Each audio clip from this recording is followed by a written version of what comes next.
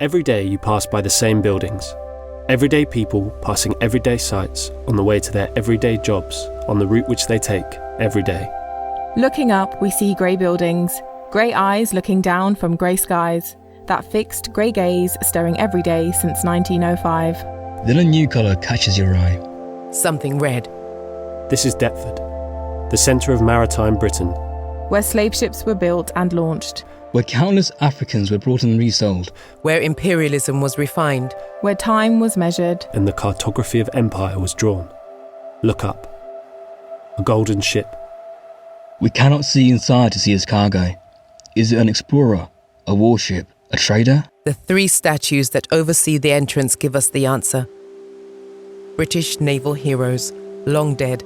An admiral, a commander, a knight.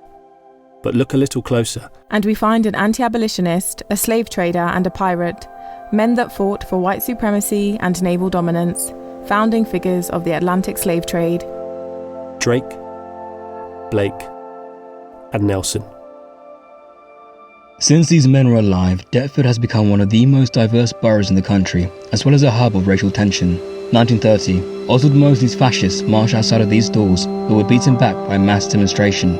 1977, the National Front met here, but thousands of militant anti-fascists fought them back in the Battle of Lewisham. 1978, down the road, the Albany Empire, a pioneer of radical community art, had been gutted by fire. The day after, a note was passed through what remained of its letterbox saying, "Got you." In 1981, on this very road, after a series of racist arson attacks, another fire killed 14 young black people at a birthday party, with barely a mention in the national press and no message of condolence from the Prime Minister. It remains unsolved. 40 years on, Black Lives Matter protests sweep across the world. Statues are toppled.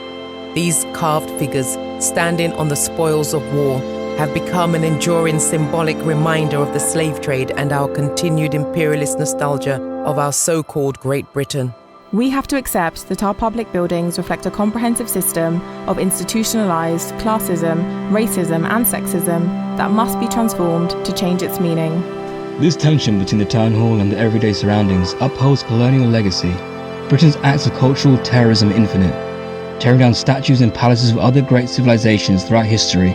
It's time to address our own. Prejudice needs power to be persuasive, and so long as these men remain in a position of dominance and reverence, then they can and will be used to maintain the agenda of patriots and racists alike.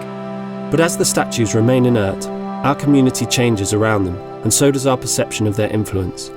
Perhaps as punishment for their misdeeds, the souls of these seamen are trapped eternally within these statues, forced every day to look through those grey eyes as the London they knew transforms into one of the most successfully multi-ethnic experiments in the entire Western world and rue their past actions.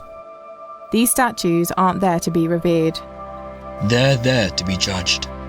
They're there to be scrutinised. So next time on your everyday walk to work, look up.